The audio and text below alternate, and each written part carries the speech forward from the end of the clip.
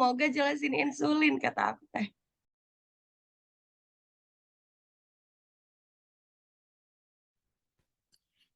Baik, Assalamualaikum warahmatullahi wabarakatuh. Kami dari grup E akan mempresentasikan kasus yang terjadi pada perubahan metabolisme karbohidrat, protein, dan lipid yang parah pada kasus DKA, yaitu diabetes ketoasidosis. Berikut adalah nama anggota kami. Ada Hana Salwa Nur Sabrina, ada Syafana Putri, saya sendiri sebagai moderator Najwa Alvina Aditya, ada Renti Amelia, dan Risti Rahayu. Selanjutnya akan disampaikan oleh rekan saya. Silakan. Materi pembahasan. Diabetic ketoacidosis (DKA) is potentially fatal acute metabolic complications of diabetes. DKA consists of the biochemical triad of hyperglycemia, ketonemia, and metabolic acidosis. The underlying defects in DKA are 1. Reduced net effective action of circulating insulin as a result of decreased insulin secretion or ineffective action of insulin. Second, elevated levels of counter-regulatory hormones, glucagon, catecholamines, cortisol, and growth hormones. Third, inability of glucose to enter insulin-sensitive tissues, liver, muscle, and adipocytes. In DKA, there is severe alteration of carbohydrate, protein, and lipid metabolism. Hypoglycemia and lipolysis play central roles in the genesis of this metabolic decompensation.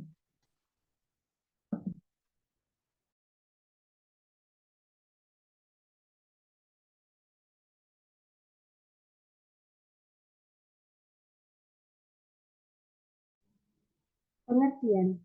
Diabetes ketoasidosis (DKA) adalah komplikasi serius dari diabetes yang dapat mengancam jiwa. DKA adalah yang paling umum di antara orang-orang dengan tipe 1 diabetes. Orang dengan diabetes tipe 2, diabetes juga bisa mengembangkan DKA. DKA berkembang ketika tubuh Anda tidak memiliki insulin yang cukup untuk memungkinkan darah gula ke dalam sel untuk digunakan sebagai energi.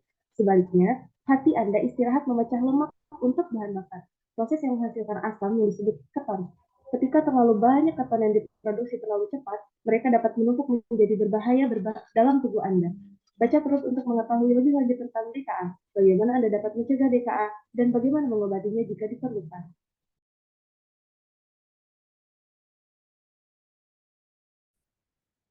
Oke, selanjutnya adalah macam-macam DKA.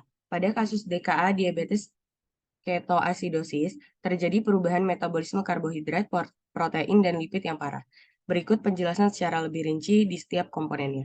Yang pertama itu ada hiperglikemia. Hiperglikemia adalah peningkatan kadar glukosa darah yang terjadi pada DKA. Berkurangnya aksi efektif bersih dari insulin yang bersirkulasi menjadi faktor utama hiperglikemia pada DKA. Ketika kadar insulin rendah atau aksi insulin tidak efektif, glukosa tidak dapat masuk ke dalam sel dengan efisien. Sebagai akibatnya, glukosa tetap berada dalam darah menyebabkan peningkatan kadar glukosa. Selanjutnya ada lipolisis. Lipolisis adalah proses pemecahan lemak menjadi asam lemak dan gliserol pada DKA. Karena insulin tidak efektif atau tidak ada, tubuh mengalami kekurangan glukosa sebagai sumber energi utama. Sebagai respons hormon kontraregulasi seperti glukagon, katekolamin, epinefrin, dan norepinefrin, kortisol, dan hormon pertumbuhan meningkat.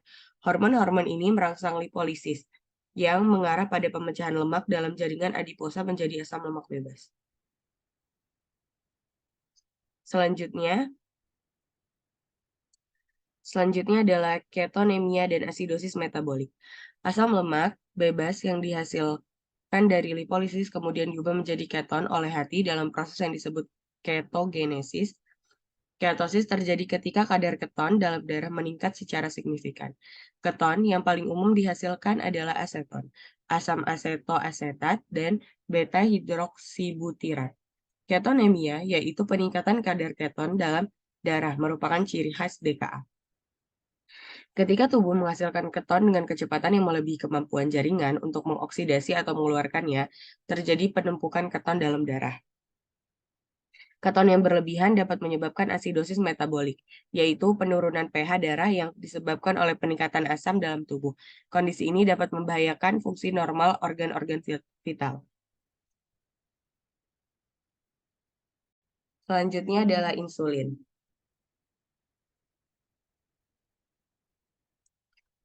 Produksi insulin dirangsang terutama oleh kenaikan glikemik karbohidrat yang dicerna.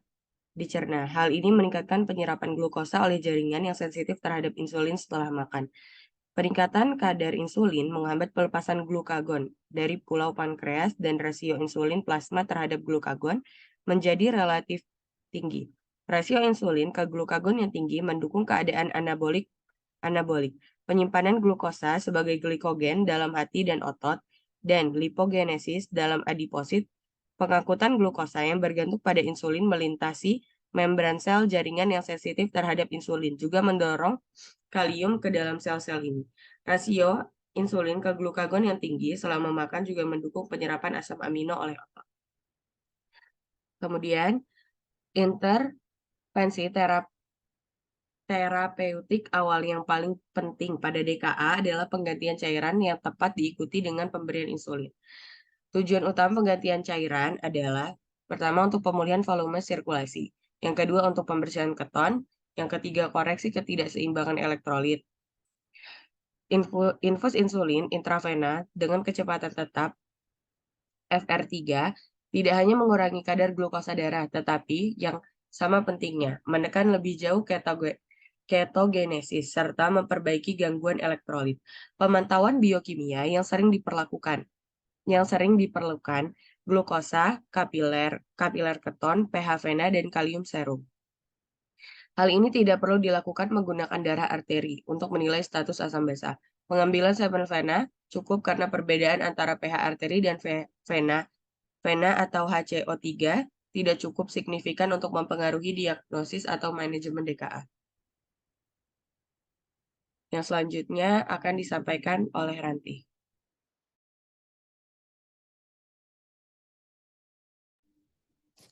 Baiklah, ada hormon glukagon. Glukagon saat ini adalah bahwa ia bertindak sebagai penyimpangan katabolik terhadap insulin, mempertahankan jumlah glukosa darah yang cukup dalam keadaan terancam, seperti kelaparan, olahraga, dan hipoglikemia. Glukagon diskreksi ke dalam sirkulasi hepatoportal dan memiliki efek yang dijelaskan dengan baik untuk mempromosikan produksi glukosa hati dengan meningkatkan glucogenolysis dan gluconeogenesis. Efek penting dari glukagon di hati adalah untuk mengurangi konsumsi glukosa dengan meningkatkan oksidasi asam lemak. Penggunaan bahan bakar yang mengkoordinasikan kebutuhan energi dan produksi glukosa. Tindakan glukagon untuk meningkatkan oksidasi lipid termasuk produksi bahan keton yang merupakan titik akhir proses ini telah ditentukan oleh banyak percobaan dengan hepatosit yang dikultur. Selain itu, studi klasik Gait et al. Menggunakan somatostatin untuk mengurangi glukagon yang bersirkulasi dan mengurangi ketoasidosis diabetes atau DKA, menambahkan keyakinan yang sekarang mendarah daging bahwa glukagon memiliki aktivitas glukogenik dan ketogenik. Baik, selanjutnya diagnosa. Diagnosa dari ketoasidosis diabetes secara umum Diagnosa dari ketoasidosis diabetes secara umum memiliki 4 kondisi berikut. Yang pertama, gula darah di atas 250 mg per dl. Atau hal ini memungkinkan untuk dalam kondisi DKA walau kondisi gula darah lebih rendah dari 250. Kondisi ini diketahui sebagai diabetes terkait euglycemic, ketoasidosis, dan jarang terjadi. Yang kedua, pH darah kurang dari 7,3 atau asidosis. Yang ketiga, Anda memiliki keton di dalam urin dan atau darah. Yang keempat, serum darah memiliki tingkat bikarbonat kurang dari 18 mEq per liter. Pada pemeriksaan di rumah sakit, dokter mungkin akan melakukan beberapa pemeriksaan untuk diagnosa dari DKA, seperti anamnesis, pemeriksaan gula darah, pemeriksaan keton melalui urin dan pembuluh darah, gas darah arterial, panel metabolik dasar, tekanan darah, dan pemeriksaan osmolalitas darah. Selanjutnya akan disampaikan oleh Najwa Alvina.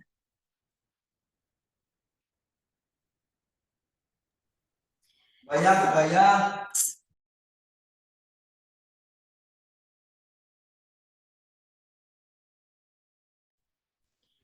Baik, selanjutnya ada pencegahan.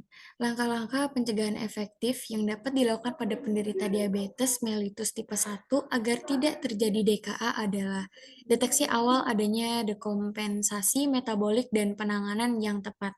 Hal praktis yang dapat dilaksanakan adalah yaitu yang pertama melakukan pemantauan kadar gula darah atau keton secara mandiri. Yang kedua, mencegah dehidrasi. Ketiga, menghindari stres. Keempat, menjamin agar jangan sampai terjadi defisiensi insulin atau tidak menghentikan pemberian insulin. Manajemen insulin yang tepat di saat sakit. Baik, ini adalah presentasi dari grup E. Kurang lebihnya mohon maaf bila ada salah kata. Bila taufiq walhidayah. Wassalamualaikum warahmatullahi wabarakatuh.